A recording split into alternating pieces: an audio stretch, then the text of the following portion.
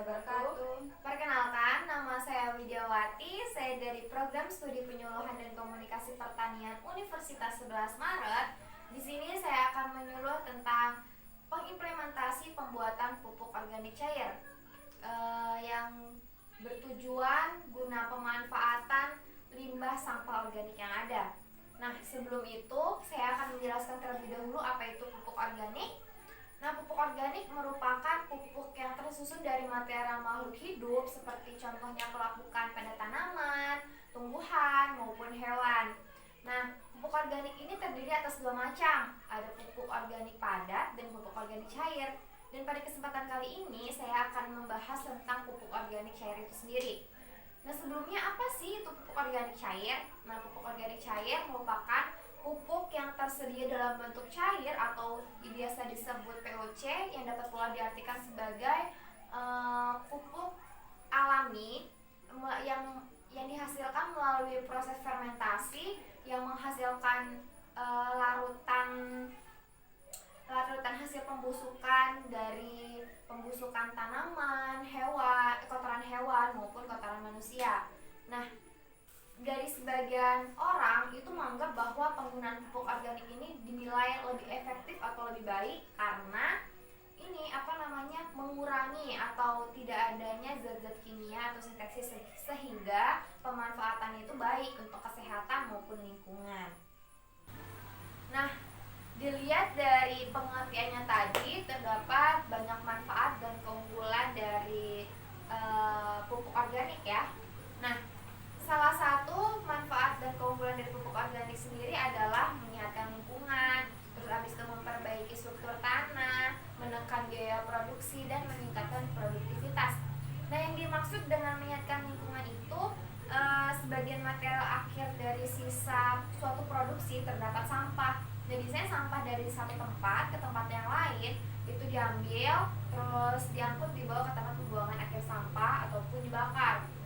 Nah, jika dilihat dari jumlah penduduk yang semakin hari semakin meningkat terus-menerus, terus abis itu perubahan pola konsumsi, terus abis itu perubahan kebutuhan yang semakin meningkat juga, terus perubahan suatu iklim, itu tuh dinilai kurang efektif atau kurang baik. Nah, salah satu cara untuk menanggulangi sampah itu dengan cara mendaur ulangnya kembali. Nah, sampah anorganik dapat didaur ulang menjadi biji plastik, sedangkan sampah organik dapat diolah menjadi pupuk organik.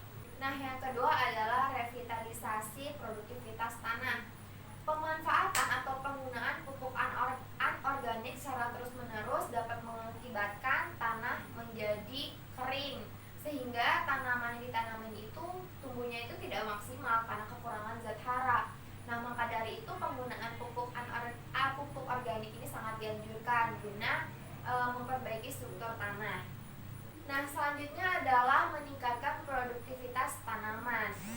Mengapa demikian? Pada dasarnya tanaman yang dipupuk dengan pupuk organik itu kualitasnya itu lebih baik. Nah, pada tanaman sayuran sendiri jika ditanam dengan pupuk organik itu akan lebih baik, segar, dan daya penyimpanannya pun akan lebih lama. Seperti contohnya wortel. Wortel jika dipupuk dengan pupuk organik, daya penyimpanannya itu dapat bertahan sekitar 3 sampai 4 minggu. Nah, sedangkan wortel yang dipupuk dengan pupuk anorganik itu daya penyimpanannya bertahan selama 1 sampai 2 minggu saja. Sedangkan pada nasi atau beras itu yang beras organik itu daya penyimpanannya itu dapat bertahan selama 24 jam tanpa dimasukkan rice cooker, sedangkan beras anorganik itu hanya bertahan selama 12 jam saja. Nah, yang terakhir adalah menekan biaya produksi. Mengapa demikian? Karena alat dan bahan yang digunakan untuk membuat pupuk organik cair ini sangat simpel, sangat mudah dan dapat kita temukan dalam kehidupan kita sehari-hari. Seperti contohnya pun limbah dari sampah dapur itu sering banget kita nemuin hampir setiap hari, itu selalu ada ya di rumah-rumah kita. Jadi itu dapat menekan biaya produksi. Adapun keunggulan dari pupuk organik ini adalah mengandung unsur hara mikro dan makro yang lengkap, tapi memang jumlahnya sedikit. Terus abis itu dapat memperbaiki struktur tanah sehingga tanah itu menjadi gembur. Selanjutnya adalah daya penyimpanan air itu lebih tinggi. Terus beberapa tanaman yang ditanam dengan pupuk organik itu rentan terhadap penyakit, hama atau penyakit ya.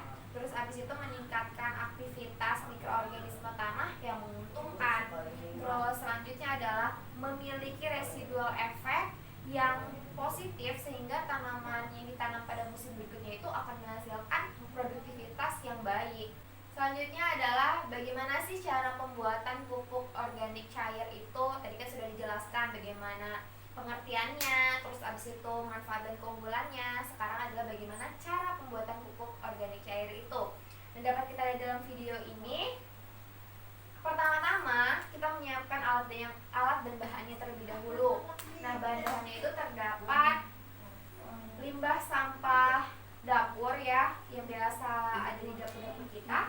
Terus abis itu air cucian air beras. Nih di dalam bak ini terdapat air cucian beras. Terus EM4. Terus abis itu yang terakhir adalah gula. Nah, selanjutnya cacah semua bahan-bahan yang ada tadi, sampah limbahnya itu ya, limbah sampah dapurnya semua dicacah kecil-kecil kan.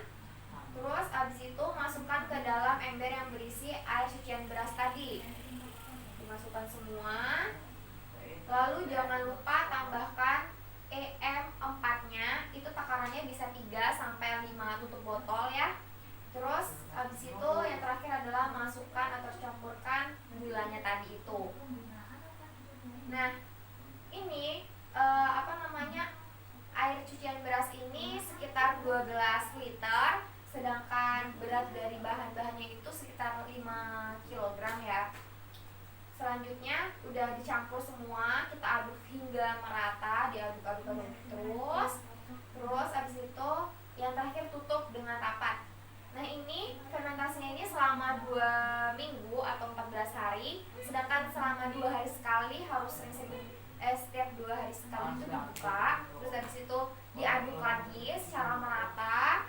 Nah, nanti ketika sudah waktunya tiba 2 minggu itu dirasa baunya itu seperti bau tape, berarti pupuk organik cair ini dapat kita aplikasikan seperti itu. Sekian, apakah ada pertanyaan? Mbak, ini saya mau nanya, gimana sih cara pengaplikasian pupuk organik cair itu sendiri? Oke, baik. Cara pengaplikasian pupuk organik cair ya? Iya. Nah, jadi cara pengaplikasian pupuk organik cair ini bisa diaplikasikan pada batangnya, daunnya, maupun bunganya. Nah, cara pengaplikasian juga itu dapat berupa ini, mengocor ataupun disemprot dengan spray gitu. Gimana? Pakai spray tangki. Oh, jadi langsung kita semprotin ke batang atau bunga-bunganya itu sendiri? Iya, daun juga bisa. Oh ya Mbak, di video tadi sudah dijelaskan cara pembuatan pupuk organik cair dengan menggunakan cucian cairan beras. Apakah tidak bisa menggunakan air biasa? Oke, baik. Jawabannya adalah bisa. Jadi pembuatan pupuk organik cair ini dapat menggunakan air biasa maupun cucian air beras ya, karena itu sifatnya opsional begitu. Mbak, kan tadi pembuatan pupuk organik cair itu pakai kotoran hewan. Bisa nggak sih kotoran hewan dan limbah dapur diolah menjadi POC secara bersamaan? Baik. Jadi tuh limbah sampah dapur dengan kotoran hewan atau manusia itu diolah secara bersamaan untuk menjadikan POC ya. Itu jawabannya adalah bisa, karena sama seperti tadi sifatnya adalah opsional. Nah, jadi gini, pembuatan pupuk organik cair itu dapat menggunakan limbah sampah dapur tadi sendiri ataupun kotoran hewan ataupun manusia itu tadi, atau kedua-duanya digabungkan juga boleh, karena itu tadi sifatnya opsional. Nah, nanti cara pembuatan pupuk organik cair itu, nanti kan cairannya itu digunakan untuk POC atau pupuk organik cair, disemprot ke tanaman-tanamannya gitu kan ya, cara pengaplikasiannya. Terus abis itu nanti sisanya atau residu dari POC tadi yang hasil cincang-cincangan sampah organik tadi itu dapat digunakan untuk pupuk kompos seperti itu. Bagaimana Mbak? Oh iya Mbak, sudah paham. Mbak, tadi kan di video dijelaskan bahwa salah satu bahan pembuatan POC adalah dengan gula. Nah, kegunaan gula itu apa ya Mbak? Jadi penggunaan dari gula itu, gula merupakan salah satu makanan dari bakteri EM4 sehingga dapat mempercepat proses fermentasi, karena tadi kan POC kan dari hasil fermentasi ya. Nah, jadi dia tuh mempercepat hasil fermentasi itu tadi gitu. Mbak, tadi kan di video pakai gula putih ya. Boleh nggak sih Mbak pakai gula merah ataupun gula yang lain kayak gula aren gitu? Oh, boleh. Jadi itu sifatnya opsional, bisa pakai gula merah, gula batu, gula putih, atau ya sifatnya opsional aja, yang penting dia pakai gula gitu. Karena itu tadi, gula kan untuk mempercepat proses fermentasi gitu. Apakah ada pertanyaan lagi ibu-ibu sekalian? Cukup Mbak. Oh ya, mungkin penyampaian materi saya sekian ya. Semoga bermanfaat, dan kalau misalnya ada yang perlu ditanyakan atau bagaimana, bisa lihat buku panduan yang saya kasih tadi, atau bisa juga mengontak saya gitu. Terima kasih ibu sekalian, maaf apabila banyak kesalahan. Wassalamualaikum warahmatullahi wabarakatuh. Waalaikumsalam warahmatullahi wabarakatuh. Hai, saya Widiawati, praktikan metode dan teknik penyuluhan tentang pengimplementasi pembuatan pupuk organik cair. Nah, pada kesempatan kali ini saya akan menyampaikan beberapa saran dan kesimpulan dari hasil praktikum saya. Nah, saran dan hasil dari praktikum saya diantaranya adalah yang pertama, tema materi penyuluhan. Nah, tema materi penyuluhan merupakan salah satu unsur yang sangat penting dalam melakukan kegiatan penyuluhan. Adapun tema materi penyuluhan yang saya lakukan adalah tentang pengimplementasi pembuatan pupuk organik cair. Nah, yang kedua adalah tujuan penyuluhan. Tujuan dari penyuluhan pertanian bertujuan untuk mengenalkan kepada sasaran tentang pemanfaatan dan pengimplementasi pembuatan pupuk organik cair guna memanfaatkan limbah organik yang ada. Yang ketiga adalah sasaran penyuluhan. Sasaran penyuluhan merupakan pihak yang paling berhak memperoleh manfaat dari penyuluhan. Nah, baik sasaran utama maupun sasaran antara. Nah, adapun pada praktikum metode dan teknik penyuluhan kali ini, sasaran penyuluhnya adalah petani. Yang keempat adalah karakteristik sasaran. Nah, karakteristik sasaran merupakan kondisi sasaran yang akan dilakukan penyuluhan.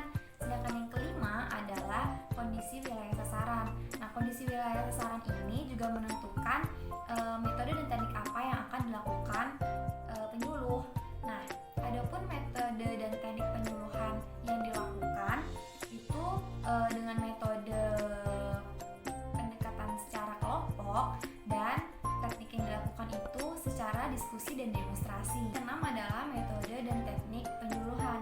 Nah, metode dan teknik penyuluhan yang digunakan diantaranya dengan metode pendekatan secara kelompok dan teknik diskusi dan demonstrasi. Yang ketujuh, tentang materi penyuluhan. Nah, materi penyuluhan merupakan pesan yang akan disampaikan penyuluh kepada sasaran. Adapun materi penyuluhan yang diambil pada praktikum metode dan teknik penyuluhan kali ini ialah pengimplementasi pembuatan pupuk organik cair. Yang kedelapan adalah tahapan-tahapan penyuluhan. Adapun tahapan-tahapan penyuluhan diantaranya pemilihan tempat, prediksi sasaran, menentukan alat bantu dan alat peraga. Nah, pada praktikum metode dan teknik penyuluhan kali ini dilakukan di salah satu rumah sasaran dengan prediksi sasarannya itu berupa petani itu sendiri. Nah, alat bantu yang digunakan itu ada sarana ruangan, terus alat tulis dan LPM. Sedangkan alat peraga yang digunakan itu berupa laptop, video, dan rangkuman materi. Poin yang kesembilan adalah masalah yang dihadapi petani dalam mengikuti proses penyuluhan. Di antaranya itu kurangnya motivasi dan keterbatasan pengetahuan. Nah,